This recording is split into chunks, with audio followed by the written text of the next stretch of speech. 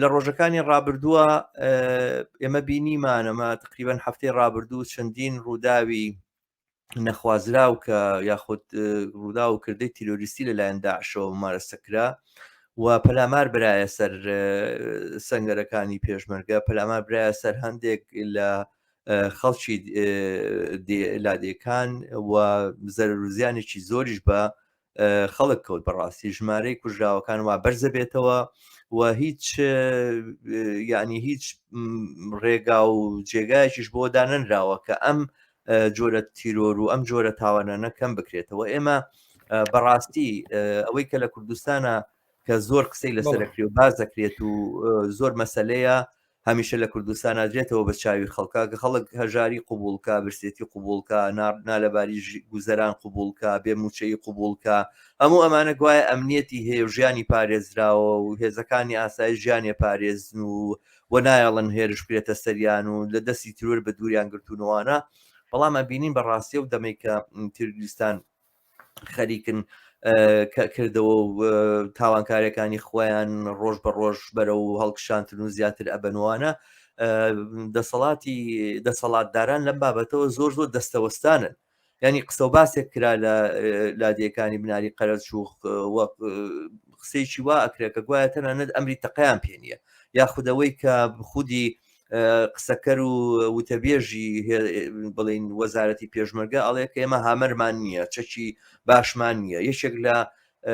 ئەفسەرەکانی ترێکێک لە دەرەجەدارەکانی تر باسەکە ئاڵێ پێشمەرگا بە هەمان چەک شەڕەکە کە شەڕی ناوخۆی پێکردووە کاتی خۆی لە بینیەکێتی و پارتیا، دواتر شەڕی پێشووتری تیرۆریستانی ئیسلامی جوندولی ئیسلاموانەی پێکردووە، دواتری شەڕی داعشی پێکردووە بەو چەکانە شەڕەکەن لە هەموو ناحێکەوەمە لە چەکە لە دواوەین و لەباری چەکداری و لەباری بڵێن ڕێخستنی هێزەکانی پێشمەرگە لە دواوەین. ینی بەڕاستی قسە لەسەر واکرێت کە بەشێکی زۆری داهاتەکان و ئەوەی کە خەڵک سەروەت و سامانی ئەم کوردستان و کۆمەلگایە بۆ پارێزگاریکردن لە ئەمنیەت و ژیانە نەچێت. وەڵام کاتێک گێتە سەر ئەو مەسەلێش ئەبینی وەکو هەموو بوارەکانی تر کۆڵەوارە بەڕاستی ئەم هەموو کۆمەکە لە وڵاتانی نێودەوڵەتی وەرەگیریە و بەڕاستی کێشەکە بووە بە مۆزوعی خەڵک. ئێستایتر باسەکەش ناوێت بە تەنها لە ڕوانگەی منەوە ڕەخنەگرتن بێ لە دەسەڵات، چونکە ئیتر چیمان کردیانی خۆ ئەگەر قسە هەر لەسەر ڕەخنەگرتن بێ لە دەسەڵات و بەمەبی بڕێنینەوە باسێک ناکەین لەسەرەوەی ئەم تیرۆرە بۆ واگەشاکە بۆ فراوانە بێتەوە خەڵکیش لە بەرامبەر یابێت چی بکە کە بە بڕای من وەکو زۆر بواری تریش خەڵکی کوردستانی ترچی تر نابێت اعتیماد کا بەم دام و دەستگا و دەسەڵاتی کە ئێستا هەیە، نەک تەنها بۆ دابینکردنی گوزەران و ژیان و موچە و ئەوانەی تەنانەت بۆ دابیکردنی ئەمنیەتیشی. هەر من دوێنێ و پێرە لە بەرنامەکانی تەلەڤیزیۆن و لە هەواڵەکانیان بینی کە خەڵک خۆیان دەستیان داوەتە داکۆچیکردن لە ئەمنیەتی خۆیان خەریکن خۆیانە پارێزن و خۆیان خەریکن خۆیان چەکدارەکەن، ئەڵێن کە چەکمان نییە، ئەڵێن کە ئێمە لە ڕووی چەکداری و زۆر زەعیفین و داوای ئەوواکەن کە کۆمەک بکرێن لە ڕووی چەکداری و لە ڕووی تفاق و لە ڕووی تەقەمەنیەوە، بەڵام خۆیان دەستیان داوەتە داکۆچیکردن لە خۆیان و خۆیان دیفاع لە ژیانی خۆیانەکەن. بە بڕای من وایە بینم کە دیارە ڕەخنە لە دام و دەستگاکانی دەسەڵات بە جێگای خۆی، بەڵام خودی ئەمنیەت و پاراستنی خەڵکۆوانە بە بڕای منوەکو زۆر بواری تریش من وای بۆ چمکە بێ خەڵک خۆی مبادرێ بکات وە بەڕاستی ئەوانەشی کە خۆیان بە پێشەنگی جەماور و ناڕزایەکان نەزانن ئەمڕۆ وەختی ئەوانە کە لە بەرامبەر ئەم فراوان بوونەوەی هەڕەشەکانی داعشە دەست بدەنێەوە لە پێشی خەڵکەوە بوون بۆ ڕێخستنی خەڵک و بۆ مواجهکردنی ئەم دۆخە. دەست خۆش شەماڵ لە تەوەری پێشەوەی من داخەڵەکە بکەم لە تەوەرەکە لە زمینەکانی فرانبوونەوەی پەلامارەکانی داعش ئەو باعە چا بکەیت نونە نەکبە تا من داخەڵەکەی خۆمەکەم لە ڕاستیە شەماڵ چەند خاڵێکی گرنگت باس کرد، یعنی ئەوەی ئێستا لە کوردستان تێگەیشتن و تێبینی خەڵک وەڕای گشتی لەسەر ئەوەی کە ئێمە بە دوای یەکە باڵێن هێرشەکانی داعش یان هەندێک جار دەوترێ ئەمانە هێرشی میلیشیا و خەڵکی ترن کە تا ئێستا لە ڕاستیە تا ئێستا لە هەرێمی کوردستانە بەڕوونی نازاندرێ ئەمێرشانە چێ ئەنجامی داوە. ینی قسە و باس و تێگەیشتنی زۆرەکرێ لەبارەی ئەم دۆخە و لەبارەی ئەوەی کە بۆچی لە ماوەیەکی دیاریکراوە 3-4 هێرشی بە دوای یەک ڕوودەدا ئەمە دیوێکیان ینی زنجیرەیەک هێرش ڕوودەدا لە چەند کاتێکی دیاریکرا و خاڵی دووەم ئەوەیە کە بۆ یعنی ئەی ئامادەکاریەکان چییە بۆچی دووبارە ئەبێتەوە ینی دووبارە و سێبارە و چواربارە دەبێتەوە من پێم وایە لەبارەی خاڵی یەکەمە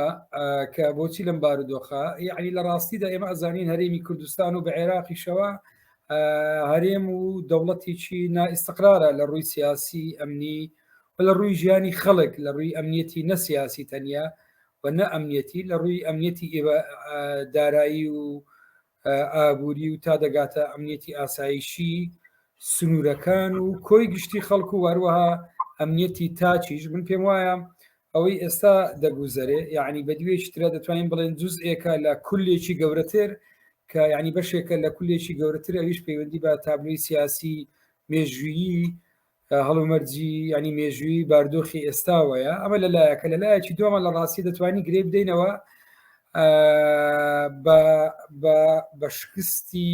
ینی لە مانەوەی ئێمە لە قەیرانی گشتگیر لە هەرێمی کوردستان و لە عێراقا قەیرانێک لەم نەتەنیا لە ڕووی سیاسی ئابووری بەردەوامیە بەڵکو لە ڕووی ئەمنیەتی خەڵکیشەوە بەردەوامیە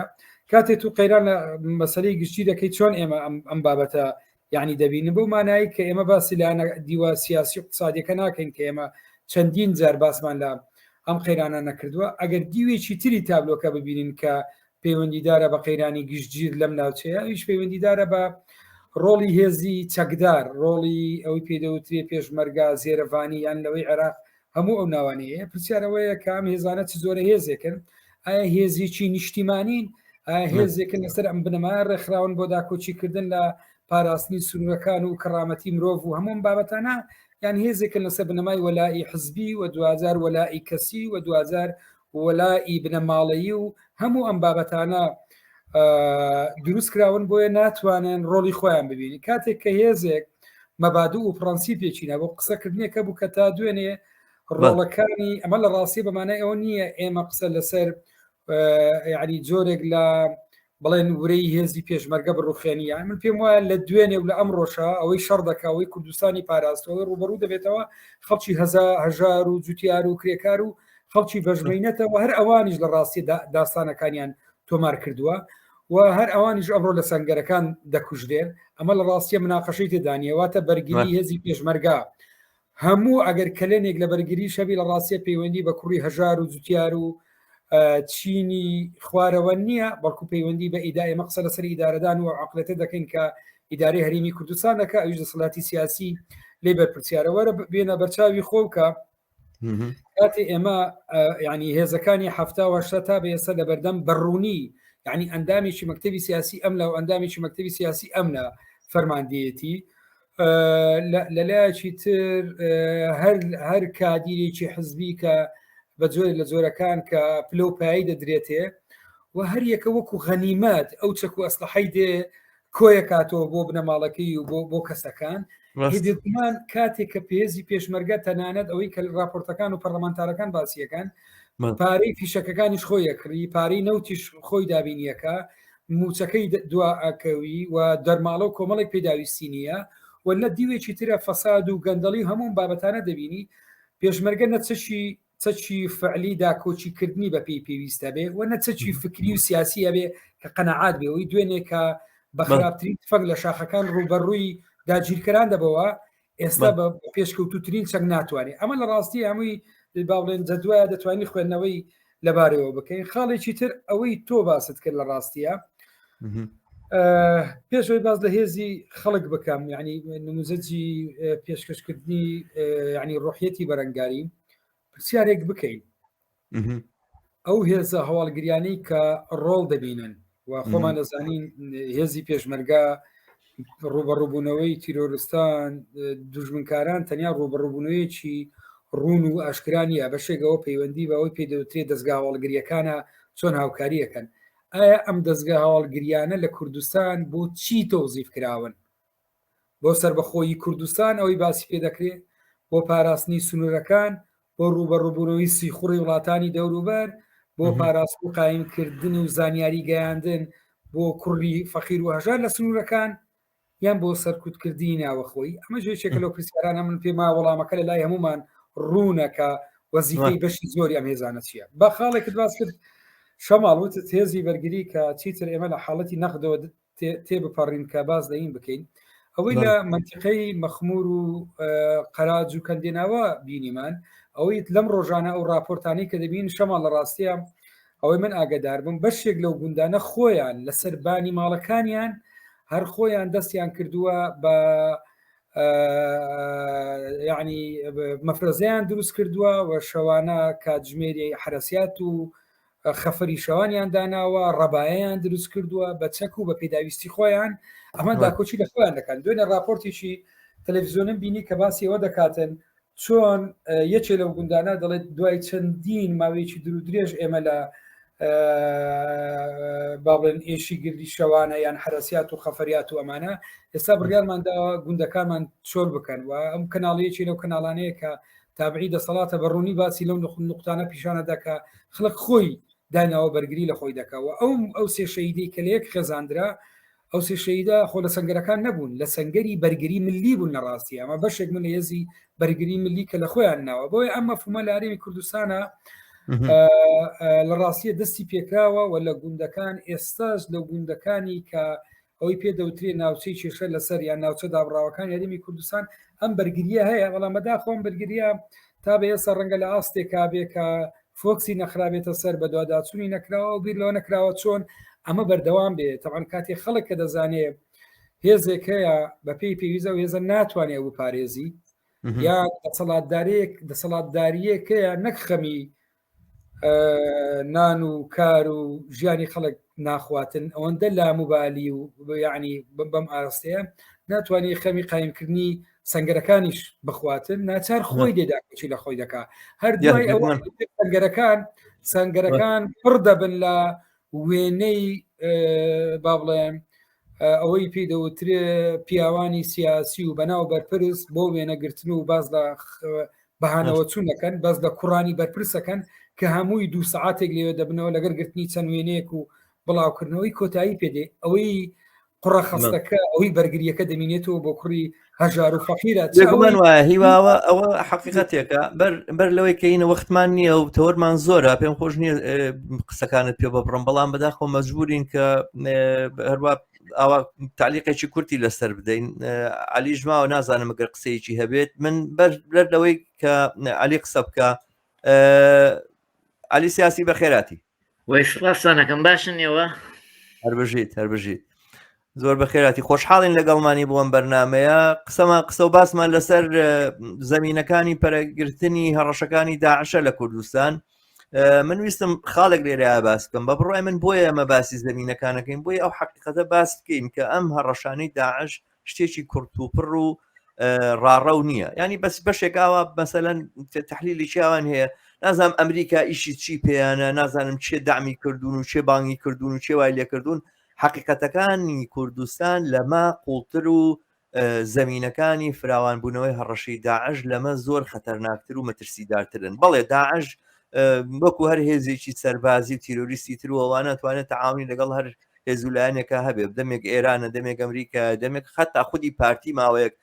پەیوەندی لەگەڵیانە هەبوو ئەوانە شتێک نییە لە کەس شاراوە بێت تورکیا توانێت تەحریکیان کە ئەمانە ڕوسیا مەسەلەن ناتوانێت بەکاریان بێنێ هەموو توان بەکاریان بێن و ئەویش خەڵک بەکارێن خەڵکی جوان بەکارێن بەرحاڵ لە مەسایلی سەربازی و مخابراتی ئەمانەیە ئەمە شتێکی تازە نییە بەڵام باسەکە لەسەرەوەیە زەمینی فراوانبوونەوەی داعش لە کوردستان و لە ناوچەکەیە ئەو قەیرانە گشتی و گەورەیە کە تۆ باست کردیوە ینی باسەکە لەسەرەوەیە زین چۆنم خەڵک دەرەتانی نەماوە هیچ متمانێک بە دەسەڵاتداران نییە خەرندێکی زۆر گەورە کەوتوتە بینی ئەوان ئەو دەسەڵاتدارانەوە کە هێزە ئەمنیەکان بەڕێوە بن لەگەڵ جەماوەریی ئاسایی باشەوە لە هەر شوێنێکیش ئەم خەرندە گەورەتر و فراوانترە لەو جێگانە زەفەر زۆرترە با داعش لەو جێگانە زۆرترە توانێت داعش دەست بۆ شوێنێ و ئەمە ئیتر بەڵام چونکە ئەم قەیرانە ئێستا لە بەرچاوی هەمومانە قوڵە بێتەوە فراوانە بێتەوە من هیچ ئومێدێکم بەوە نییە تەنها بە وەستانەوەی سەربازی ئەمە کۆتایی پێبێت و یاخود هەتا بۆگەر هێزی پێشنگە گوایە بکەوێتە خۆی و چەشی باشی پێبێتەوەوانە ئەم هەڕەشەی بەردەوامە بێ بەڵام ئەوەی کە ئەتوانێت بەڕاستی بتوانێت کارساز بێ لەم نێوەیە ئەوەی خەڵک بێتە مەدان و خۆی داکوشی لە خۆی بکە من تەنها ڕێگا چارەیەک و ڕێگا نەجاتێک بەمە ئابیرم علی پێم خۆش ئەگەر قسێکت هەیە لەم بابەتەوە بیکەین ئەگەر ناچینە سەر تەوەرەی دوای ئەو یا هیواگەر تۆش باسێکی هەبێ بە چەند کەلیمەیەک تەواویکەی هەمانە کاکە هەمانە کاتە بۆ علی سیاسی جێدەم علی بەخێر بێت وای سپاسانەکەم گەلێ بەخێر بێت تۆزێ دواکەوتی بە بینەران بڵێم بۆچی دواکەوتووە دەی باسی ناکەم کەرە لەم کرد زۆر ئەو تەراشم کرد خراپ بوو بەسین ئەگەر بێت ئەمە پێویستی بە تەحلیلێکی سەربازی هەیە ئێستا داعش پارتیزانە ئێستا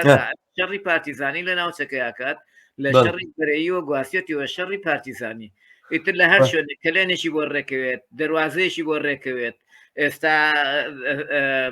بەرپرسانی داعش یان تەنزیماتی داعش شانە مردەکانی داعش لەوانەیە پرۆژەی دەیان چالاکی تریان خستێتە بەردەست سەرکردایەتەکەی خۆیانە بۆی لە داهاتوە ڕاپەڕێنەوە ئەو شانە نووسوانە شەر نییە لە هەر عەرەبی سونی بێت کوردی سونیش و عەرەبیشی ئەش و خەڵکی ناوەکو ئێوە گوتان تۆڕێکی بەرفراوان هاوکاری کردیانێ لە ناوچەکەیە چ لە تورکیاوە ئەگری تا ئەگەیتە هەندێک حیزبی سونی تا ئەوانەی کە نزیکن لە بیر و باوەڕی سیاسیەوە لە عقایدیەوە لەوان هەموو ئەمانە هاوکاریانەکەن بۆ ئەوان بەدوای کلێنەکگەڕێن پارتیزان بەدوای کلێنەکگەڕێن کە دروست بووە کلێنی سەربازی لێوە دزە دەکەن چالاکی خۆیان ئەنجامەدەن و زەربە دەوەشێنن و ئەمە ئەم بەرەو ڕووبوونەوەیە تەنها بە خەڵک و بە خەڵکی بەرگری میلی وەکو جاران ناوێنرا بۆ ئەوانەی کە لە دەرەوەی پێشمەرگە چەکیان بەدەستەوە بوونە ناو بەرگری میلی بەمانە ناچێتە سەر ئەمە پێویستی حتا ئەگەر بێت و پێشمەرگەش ئەو ناوچانە گەشتی داگیر بکات ئەوان لە بەرەوەی پارتیزانن کەمین دانێنەوە دزە دەکەن دەڵێن داعش لە نێوان ڕەبایەکانەوە هاتە زۆر ئاسایە ئێمە پێشمەرگە بوو لە نێوان ڕەبایەکانەوە ڕۆیشتین لە ناوجەرگەی ڕژیمە کەمینماندانایەوە ئەمە ئەوهایە سوێنێ لەوانەیە دەست بۆ کاری تریش برن بۆ کاری تیرۆر برن لە ناو شارەکان شت بکەن ئەمە بەرەو ڕووبوونەوەی سەربازیە ئەمە لەو بڕواایەدا سیارەکەەوە ئەوڕعلی ئەوەی جنابەت باسی ینی قسە لەسەر ئەو بارودۆخەت چییە ئەو هەڵو مەرجە چییە کە جاریشتر ئەمە دروستەکاتەوە یاین دەتوانێت بۆ نمونە هەلومەرجێ دروستێکاتەوە باڵادەستی شیعەیە زەبروزەنگی ئەوانە عەرەبی سونە کە لە 1920ەوە دەسەڵاتداری عێراق بوون ئێستا هەست بەواکەن کە مافیان خوراوە لە عێراقا بۆچی بۆ سەر کوردستان ئەمە بۆچی سەریکە ئەوان بە دوای کلێنێک ئاگەڕێن لە هەر شوێنێکی عێراقا بێت لە هەر شوێنێکا بێت ئەوان تۆ فەرق لە نەعبەن پێشمەرگە و حەشی شعبیان ناکەن ئەمە تۆ ئەبێ لە ئایدۆلۆجیای لایەنی پارتیزانەوە ئەمە ئاینکەین بخوێنینەوە ئەوان تەکفیری هەموو کۆمەلگایان کردووە تەنانەت تەکفیری ئەو عەرەبە سونیانەشیان کردووە کە جازارە لە ناو شارەکانە بەرە ڕووی تیرۆرەکانی ئەوان و تەقانەوەکەی ئەوان دەبنەوە بۆی ئەوان چالاکی ئەوان هەموو عێراقە بەڵام بە دەرەجەیەک لەو ناوچانەیە کە کلێنی سەربازی تێدایە کە دەکەوێتە نێوان ناوچە کوردنشینەکان و ناوچە عەرەبە سونیەکانەوە ئەو ناوچانە کلێنی تیا دروست بووە کلێنی سەربازی تیا دروست بووە کەس نازانێ ئایا بەرپرسیارەتی ئەم ناوچانە کورد پێشمەرگەیە یان سوپای عێراقی ئیسفادە لە هەموو ینەکەکەن لە هەموو کەم ئەمە ینێکی سەربازیە بەڵام لە هەمان کاتشا لە بیرمان نەچێت ئەمانە درێژ خانەی نووسیانەیە درێژکراوەی بیر و باوەڕێکی سیاسین لایەنگریان هەیە دۆستیان هەیە هاو ئامانجی خۆیان هەیە هاوکاریان سوێنێ زۆر احتیادیە لە هەڵەبجەیان لە پێنجێنان لە شوێنێکی سەربازین بکەن کردداری سەربازی بکەن جگە لەوە خاڵێکی تر کە لە بیرمان نەچێ هاوڕێ شەماڵ کاکە هیوە ئەویش ئەوەیە ژمارەیەکی زۆر ماڵە عەرەب هاتوونە ئێستا لەسەر شینایی و لەسەر زەرعات و شوانی و گاوانی ماڵە کوردەکانەکەن چ ئەلەو منتقانە سنووریانە وەل چ منتقەی دووریش لە بیرمان لە ناوچەی شێخزەنی چالاشیان کرد 3 کەسی خەڵکی گوندی شەوگێڕیان کوشتەوە ناوچەیەکە 10 کیلۆمەتر لە شوێنەکانی خۆیان دوور ئەمە خەڵکێکەیە ڕایان دەکێشێت تۆ خاوەن و خاوەن سەرعاتە کوردەکان دینی خێزانی عەرەبیان هێناوە مانگانە بە $100 خێزانێکی تەواو ئیشیان بۆ دەکەن ئەمانە هاتوونە بەشێکیان پەیوەندیان بەوانەوە هەیە لەوانەیە ئامانجیان هەبێ ئەمانە هاتوونە بەشێکیان یعنی ئەمە لە ڕۆنگەی ڕاستیەوە نییە لە ڕۆنگەیەوە نییە کە عەرەبێت بەرحاڵ ئاوڕێ عەلی من هەر ئێرتیباتێک دانی داعش بە هەوێتێک و ناسنامێکی دیاریکراوە معلومە کە داعش ناسنامەکە ئەڵێ عەرەبی سونە و ئەمانە بەڵام هەر ئەرتیباتێکی لەم چەشنە بە داعشەوە بە بڕای من وێنەکە لێڵترەکە لەوەی کە هەیە من وا ئەزانم کە باسی ئەساسی مەسلەی ئەساسی لە مۆزوعی داعشا قەیرانێکی گەورەیە کە لە عێراق و لە کوردستانە وجودی هەیە حیرمانێک و مەحرومیەتێکە کە جەماوەریشی فراوان بێ ئایندەیی بێ ئاسۆیی بێ ئومێدی ئەو بێدەرەتانەیە کە ئێمە هەمومان لە کوردستانە بەدەنگ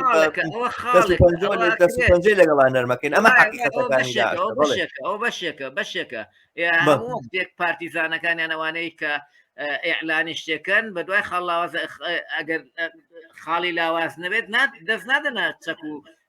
دەست نادەنە کارێکی وە بێشک ئەوانش ئەزان کە خەڵک ناڕازیە خەڵک بێموچەیە ئاسی ژیانی خەڵک ڕۆژ بە ڕۆژە دابەسیندایە ئەی خۆ تۆ لەوانەیە هەندێک لە هەندێک شوێندا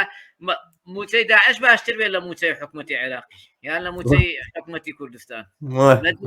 ئیمکاناتی مادیەوان لەوانەیە لە هەندێک شوێن و لە هەندێک کاتدا باشتر بێت خەڵک ئەگەر خێزانێک ئامادە بێت بە $100 مانگانە ئیشکات ئیشێکی قورس بۆ